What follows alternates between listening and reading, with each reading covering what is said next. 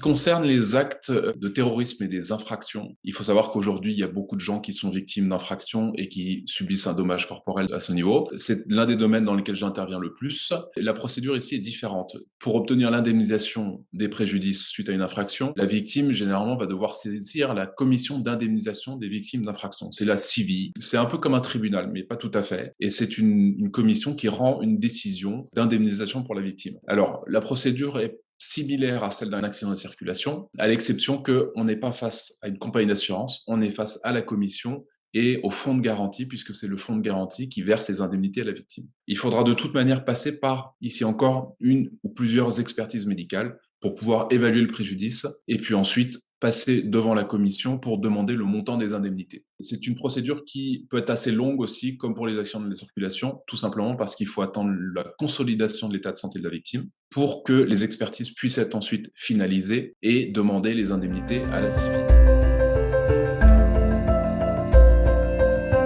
La particularité de ce domaine, c'est que on a affaire à des gens qui ont été victimes d'une agression généralement et que c'est parfois particulièrement traumatisant, plus parfois même que pour un accident de la circulation. Donc mon rôle, bien entendu, c'est d'obtenir les indemnités pour la victime, mais c'est également d'assurer l'accompagnement et de faire en sorte que le traumatisme soit bien évalué et qu'il soit indemnisé à sa juste valeur.